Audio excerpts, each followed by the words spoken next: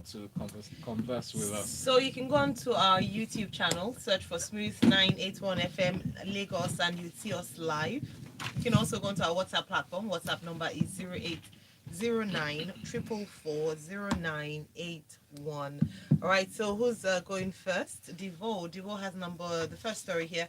Buhari funding police remains huge challenge for government. All right.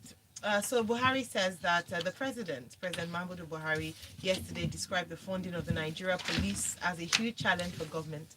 Although what he said it was the reason government set up the police trust fund, he maintained there was still need to source more funding avenues for the police in order to enhance the security of the society. He had made assertions that he had made known that he had also invested significantly in the NDDC, as could be seen in the many projects across the Niger Delta states. This was refuted. The claim was refuted by the governor of Rivers State, Nyesom Wiki, and also the minister of Niger Delta State Affairs, Senator Godswill Akpabio, who disclosed that NDDC was struggling to complete 13,777 abandoned projects. Divo, I'd like to hear your take on this story in terms of the police, funding for the police, of stating the obvious, how the federal government, or what are the ways that we're going to bridge these gaps, and then, of course, the issue on the NDDC. Right. This is one story that's, let's call it a launch with a twist. And if you watched it on the broadcast stations, you'd have seen the political humor, or what I call it, banter that took place between the host states and the federal government, and in no less capacity than the lion that has been roaring from the Niger Delta, Wike. Yes, on Wike. Now, for the first time, or let's say, it's you hardly hear the federal government state the obvious or come clean in terms of a challenge that they have. Actually, they do. The only thing is that they just tell us the challenge that they have, as if they are one of the, when they're supposed to be leading. Yeah, when they're meant and it has to do with money. Yes. We have a problem in this area. So here they are. They came out, the federal government, in the presence of the president, who was represented ably by the vice president of Sibanjo. They were launching about 66 flats that were built by the NDDC, that's the Niger Delta Development Commission, for the Special Forces Special Protection Unit, that's the FSPU, in Port Harcourt. Okay, now, sorry, not in Port Harcourt, in River State, that was in the Query local government. Now, the VP did state that the federal government was challenged in how to fund the police. Okay, and the let's call it, and in saying this, he was like, okay, well, not just this buildings that they built for the FSPU, that he's looking at the fact that given that the government and part of their mandate is to ensure security, boost the security forces and co, that they know barracks is a big problem for the police, and that they've looked at how to move money from the social welfare and family fund to be able to help the building of barracks so that they will be completed much faster. However, Wike, in a twist, did banter out that the NDDC had now become a cash cow, okay, for politicians, meaning the NDDC, in the lack of a better word, had become a cookie jar that many politicians were dipping their hands in. And he went on to berate and saying that projects that should have lasted or been completed in a year were being completed in 10 years. Two, and I mean, we all know the infamous East-West Road. If there's any project that the Niger Delta requires to be completed, it's the major transportation route, the East-West Road, which up till date, despite all the money that's been voted to it from various funds, etc., is still dilapidated and a major hazard. Now, he also mentioned how projects that the NDDC were going into were misaligned with the needs of the states. So that kind of earmarks some things. Well, the minister of the Niger Delta, that's Akpabio, who currently oversees the NDDC, did banter back that, well, they thought the state government would have actually completed the road, but since they didn't, that is a joke. They would, that's why I said there was some political humor there, that they would go ahead and help the governor and make sure that there's a partnership, that they wouldn't leave him alone, even if he's not helping them. So Akpabio did joke and said that they have about 13,000 uncompleted projects, 13,000 abandoned projects, and that they were working to see how they could complete it. The IG was on ground also on behalf of the police, thanked them. But you see, some of the critical issues here, this story brings up the issue of the NDDC's relevant effectiveness, okay? In as much as they joked over billions or inabilities to deliver on set targets, like Winke was saying. We're yet to hear the fulfillment of the forensic results, which was meant to be an evaluation of how far they've gone, despite the billions. Secondly, the main issue here is police funding. You know, we always talk about the police and how ineffective they are, how, in spite of saying they're our friends, they're not working for us. Now, the police need funding, one, for recruitment. We don't have enough. Talk about the north and the south areas of Nigeria and all the insecurity issues. We don't have enough. Secondly, training, which is part of what this was going into the FSPU. Training our police to see that they operate like modern day police. Okay, they're not acting like 1914 police. Secondly, equipment. I mean, our police, anytime there's an issue, you hardly hear them. They come hours after simply because they fuel their own cars. And that is if they have cars. And most times they only have cars because private sector operators and goodwill Nigerians donates to them. This shouldn't be. Secondly, welfare. I mean, the police, we know, if you enter any of the barracks are worse than hell. And that's where our police, and I want Nigerians to open their mouths and say our police. We don't import police from Mali. Neither do we import them from Gabon. They're Nigerian citizens who elect to get a job and at the end of the day are treated this way. So my solution, we've seen how much has been voted because the VP was saying that they've been working with the National Assembly to see how they can create more opportunities to fund the police. I think, and I'm not saying the military has more than it requires. However, with the little that we have, I think in terms of priority, because the police actually are meant to take care of internal security. Remember the excuse, or it's not even an excuse, it's actually a hard fact that Brochai used to say, we're not the ones responsible. Take a portion of the votes of funding going to the military and give the police. For once, can we pay attention to where it concerns? How about the money that goes to police trust fund? Well, that's part of what they use to build this. And remember, the police trust fund is a window that allows private sector operators to donate to.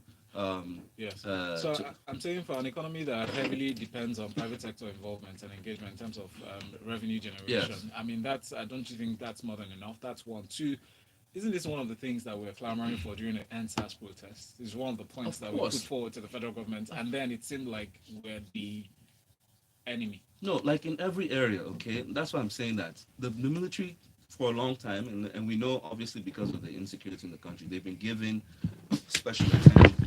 I'm saying take a portion, take a quarter, if not 50%. Our military should not be in 34 states of the 36 in Nigeria. We should have police there.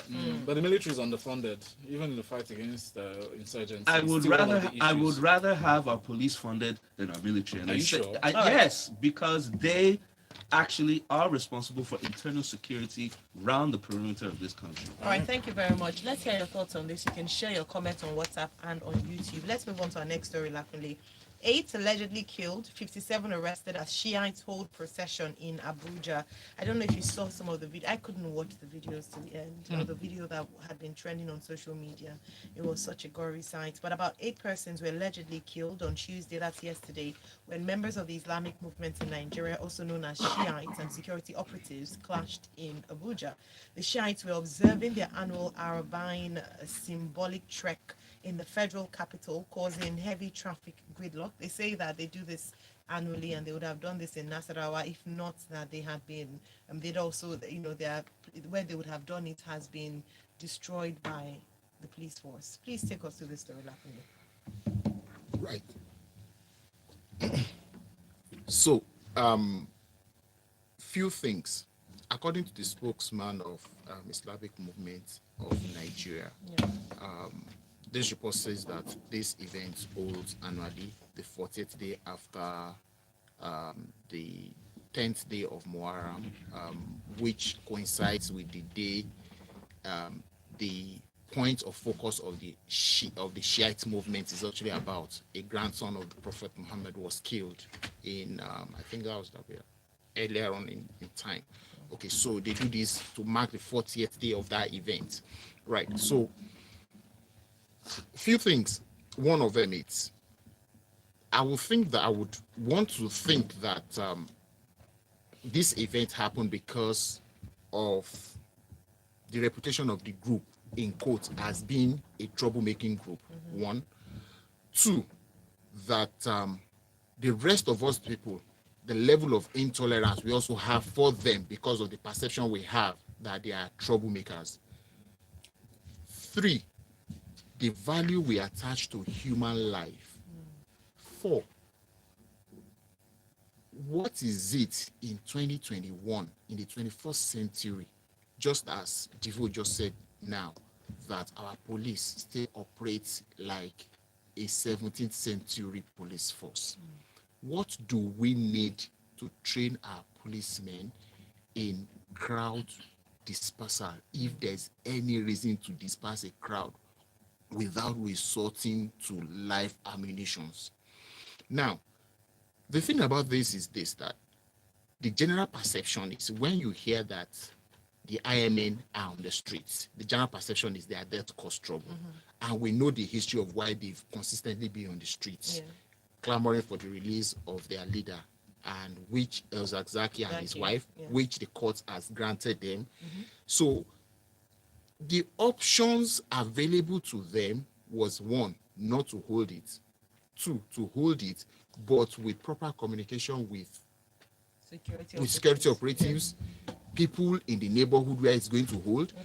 Let people know, open lines of communication, let people trust you. You need to regain people's trust that you are not troublemakers. Because that's, whether we like it or not, that's the perception out there. So we need people to understand this thing. You don't go out there to risk your life because you want to prove a point. No. So let me not say no, but I don't think, from what they said, they were not trying to prove a point. Every Nigerian has a right to religious freedom. Absolutely. We've signed up to that as part of the United Nations Convention on Human Rights. Are you saying they don't have a right because of perception to carry out? Because a number of other people, the Christians have the Passover where they go on the street to palm fronds. So why can't they march peacefully with the protection of the police? That is why I said the communication. It's a perception. I've not said they don't have it. Everybody has a right to do these things peacefully. Even this report says that Musa said they had concluded that they were dispersing when the police arrived. Okay, so it meant that it is a perception thing that comes to fore in this story for me, that people have this perception that they are troublemakers. So every time you see them, you must resist them with force. Is it people or the police? The police are people too. Somebody must have informed the police that they were there. And I'm glad you mentioned, because they arrived at about the end of the procession. I'm glad you mentioned that police are people. They don't act alone. Yes. And they act on orders from above. Exactly. The leadership, I feel we should focus on, identifying the leadership problem, because they receive orders and they act on these orders, the whims of their leaders and the heads. So, how do we, because if we keep saying, the police, it's like a blanket statement, but the leaders are responsible, and we know who these leaders are. So the real question really for me is not necessarily are the police trained or better trained or this and that. It's what is the leader's mindset? Like, how are the leaders looking to handle the situation once and for all in terms of policing the people that they serve? And, that's it's a mindset shift. And I don't think throwing money at them or it's an idealistic approach. Look, you are quite correct. It's a mindset thing, the mindset of everybody involved. You will hear people say it's my right to have a peaceful procession. Yes. Police says it's my right for you to inform me that you want to have it. Okay, so, how did they say they were not informed? This article doesn't say. It doesn't say anything about it. So that's why I'm saying. That's why I'm saying communication. I'm imagining that if there was a procession is going to happen on this street out there. I'm imagining that whoever is going to have that procession should let the residents of this street know that it's going to happen. So if in the event they don't let the people know, does it mean that they deserve death? No, that's my point. That I said at the beginning, it's a perception. So somebody sees them, knowing from the history of what has happened in the recent past, picks up a phone and calls the police station. These people have started trouble here. Police come with all their force without listening to anything, disperse them. So that's what has played out here. Okay, so that's the challenge. Exactly, that's the challenge. That's what we need to resolve, like Val said. Perception. We need to understand these things. We need to let people be. We need to let people live their life the way they want. We need to understand ourselves. We need to place premium on human lives. You don't just come boom boom and shoot people down for nothing. Thank you. Ike says, how do we justify the killings or unarmed people, citing perception? That's also, I just to go back to your earlier comment with regards to the police had to find a way to managing crowd dispersal without the use of force. And I believe that taking that from a statement is very powerful. That's something that we've battled with. You can look at the NSAR, the protesters and past experiences with the police whereby there are people who are marching or protesting and they resort to the use of force. And so I just wanted to point that out. Thank you. Modupe sent in a message, says there are so many other ways we can cut waste in our spending than depriving the military. Please, security is too important to be discussing this. There are entire ministries being funded that can barely justify the existence, yet you're talking about cutting military funding in half in a country that can barely hold on to 3 entire states. Prince says, I thought the IMM group has been proscribed in Nigeria. Kenneth says, please, who has this perception? Do they need to inform the police and the environment? This is 21st century, for goodness sake. Tell the police that they are wrong. Fair and simple. Emeka from Ikeja. Emeka says, why not making excuses for the police brutality? You need to see these people in action. These people have been confronted, they've confronted the convoy of the chief of staff, and this was the genesis of their leader's arrest. This perception is real. Pray you don't come in contact with them. They take over the roads and so on. I know. So let me move on because we don't have a lot of time. But during Lagos Talks 91, we'll take this further. Senate wants oil companies to relocate to host communities. Vanguard newspaper reports. So they're saying that now that things are getting a bit settled, as it was in the past, they should move at least their primary base to host communities. What do you think about this, Devo?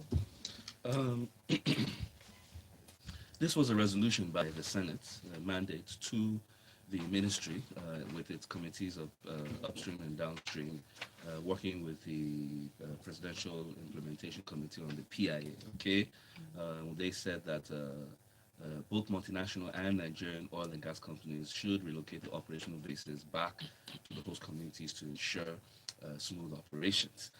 You really asked me what were they doing outside the host communities. Yeah.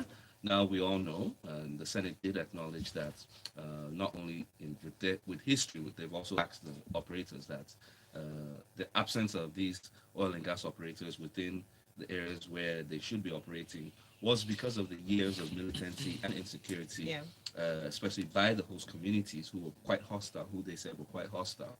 Okay, now the Senate did recognize that when they do this, what it does is that it drives up the operational cost, because now instead of being where you should be or where you operate, where you do your drilling or your production, etc., flying in and out or driving in and out raises the production cost. So basically, the production of this industry, the OPEX has gone up and it's driven at a high basis. And the more you add to the production cost, the less revenue that the country earns. Now, they said the PIA, that's with the signing of the PIA, it places a responsibility on the host communities to deliver safety and to safeguard those operating within its environs. Now, the truth is this, right? Whilst this story can be seen as comical, okay, the truth is it is of grave importance. And like I said, the first question was, why did the oil and gas operators, both national and local, move out? Safety. Yeah, safety. I mean, it took a while before this happened. I mean, if you've lived in the Niger Delta, you would know some of the locations where oil companies operate. 1, 2, where they keep their staff, residential quarters, and how that has improved the development in many of these locations. 2, anytime they want to drill or there's a new location, they literally have to develop their way in. So with the presence of these operators, you would see new roads and sometimes new facilities. And economic activity. Yes, economic activity improves. So we all know how now with all of them practically gone, most of the places becoming ghost towns, things have gone down. But the truth is, there's something the Senate did not note. That you see, security of these environments is not the responsibility, as they put it, of the host communities. the security is the responsibility of the security forces, meaning what security architecture has been put in place between the police, between the military, between all the other allied agencies that work to ensure that these places are safe. Two, how effective. And remember, many of the hostilities that came from host communities was because they believed that they were being ripped off, that you were taking from them and not, which is why they now created this opportunity for the host community fund. We've not even started giving it. We've not even agreed whether it's 3%, 5%, or even 20. And yet you want the host communities, the oil and gas operators to come back. I think government needs to put the horse in front of the cart, so that we will see some kind of harmonious balance to ensure that operators at the end of the day can come back. I mean, without security, there is no investment. Thank you, Pivo. Senate bemoans deplorable condition of federal roads nationwide. This is a story I published on this day newspaper. Senate on Tuesday bemoaned the deplorable condition of over 33,000 kilometer long federal highways spread across the 6 states of the Federation and Federal Capital Territory. Can you please help me understand why the focus is on Niger State and the provision of 300 billion naira is being proposed? Two things quickly, I'll say. One, Niger State is, by landmass, one of the biggest states in Nigeria.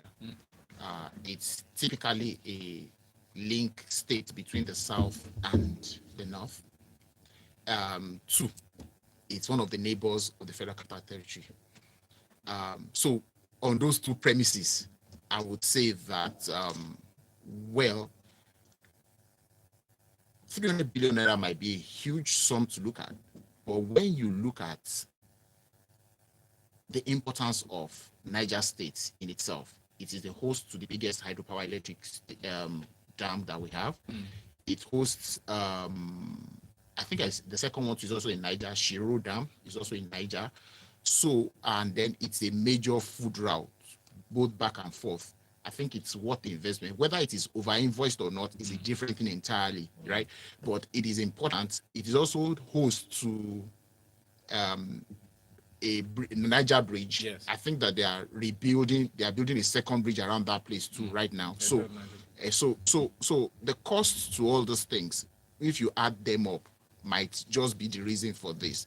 And then it's not only in Niger State. The ordinary 120 kilometers Lagos to Ibadan is taking 12 years to do. With how much has been spent on that? So when we will now look at Niger State in its entirety and the number of federal roads that needs to be done, yes, it might just be worth it. Thank you so much for mentioning that, because the Minister for Works and Housing, Babatunde Raja Fashola, even yesterday in the same vein, directed contractors to move to sites to effect immediate repairs on some federal highways nationwide. I'll come to you, Devo, for your analysis on this story. Nigerian governor governing states from London.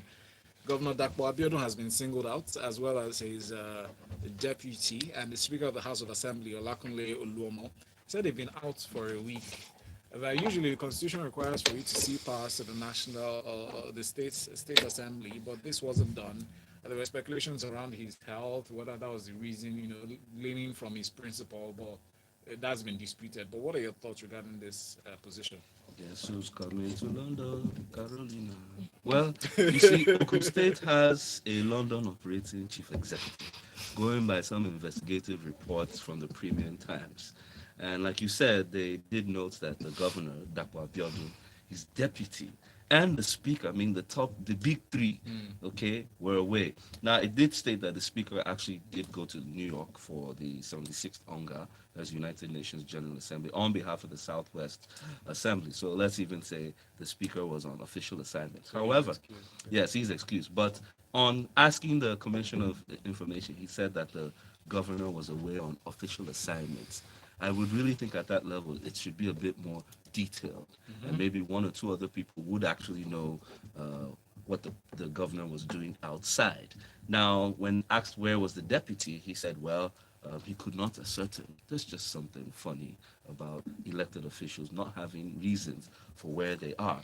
Now, some lawyers have been opining on the matter, saying that, and the Commission of Information said that the governor was running the state from where he was, meaning, he has an app that he uses to No, issue that's not what it means. That's yes, just conjecture. But yes, yeah. that's conjecture. But literally, he was saying that he can issue requests and designate things to his And they different. can take documents to him abroad to Yes, sign. do you understand? But They can Yet, scan we're still them. against evil till No, they can scan them. They can also take trips to get them signed. You know, but they can scan also, but they can also take trips He's to get working them signed. remotely. They can also show up and get, selfies and Akule says he's working from home, working remotely. Do you understand? Now, please don't accuse the governor wrongly. His home is Ogun State. Now, you see, the lawyers also said that it's unconstitutional for a governor to rule outside his constitutional location. That the Constitution provides for him to transmute power if he's going to be out of town through the National Assembly for some time. Now, and when him and both the deputy are out, the power should move to the speaker. Now, while some have said that they would lay a lawsuit to challenge this, the truth is the lawsuit would only add pressure. It's the citizens of Ogun State, the residents of Ogun State who pay taxes, who expect 100% diligence on behalf of their chief executives to actually speak up on this matter. The truth is, I mean, why are we doing Beborum? The citizens of Ogun State might be comfortable that their 21st century governor is coming to London, to run things. And as they said, it's an official assignment. Who really knows? I really want to hear, and this article doesn't really state it, what the residents of Ogun State are saying. devil is in the details, as Well, they say. they are listening to us, so probably during Lagos Talks 91, they can call Yes. us and tell us what they think about it. Yes, please. I a reminder of that number so people can save it. 014489981 hashtag where is our governor? On this newspaper, on a more serious note, from the Lagos State Governor, Babajide Sanwo-Olu, yesterday noted that the attacks on law enforcement agents by hoodlums in the states would be, investigated to the letter. He said the attempts to trample on law and order by those who are desperate to turn the state or the society upside down would not be allowed to happen. What are your thoughts on the story and the details? It's the same thing that we always talk about, that we have laws, power to, or the will to enforce them is probably lacking. And we've given too much room and power to the hoodlums and miscreants, in quotes, to take over our streets. I think that you and I know that we fear to go out on the streets at certain times of the day because of miscreants, much more than anything else, even during the day, and they get away with a lot of things. And nature ordinarily abhors vacuum. Where enforcement is lacking, criminality will enter. And that is where we have what we have. And I think that it's enough. We've done enough talking. Let's just get these people off our streets. Let's if we have to find whatever means we have to do, whatever we need to do with them to get them off the streets, we need to do them. Talking will not solve it.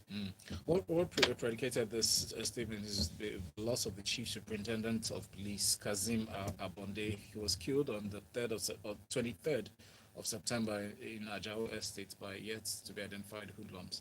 But let's get to this other story. Very quickly, Devo, your thoughts on this one from the Punch. NYSC lied about kidnap tip to coppers. The Speaker of the House of Representatives, Femi Gbajabiamila, lamented that. He said it's problematic for the National Youth Service to offer an official denial of the advice in their handbook, yet that handbook is still being circulated as an official document. Yes, it's actually on page 56 for those that have it, where the NYSC did ask corporals who travel volatile roads to have someone on hand to pay ransom just in case they're kidnapped or they're abducted. Now, they've denied that this was there, but, well, if you have the handbook, turn to page 56. Well, this condition has made, the speaker did say that this has been quite embarrassing, okay? Now, what I really want to see is how far they go in ensuring that not only is it expunged, but how are they able to provide security, not just for corporates, but Nigerian citizens as a whole. Because at the end of the day, I think what the NYC management was trying to do was create some form of what they refer to it as an indemnity. But the truth is, how can you indemnify yourselves from the security of, or this well-being of people you are being put in custody of? You can't do that. And the truth is, there should be consequences that should come because of this action. It's more than embarrassing. Thank you so much, Devo. Thank you, Lakunle. Devo is at Devo Korea on social media. Lakunle is at Lakunle70. Stay with us here on Smooth 98.1. because we'll be back in 9 minutes. For Lagos Top 91, we'll read out some of the comments we were unable to take on during this time period. So please stay tuned. The headlines. The story. What is it?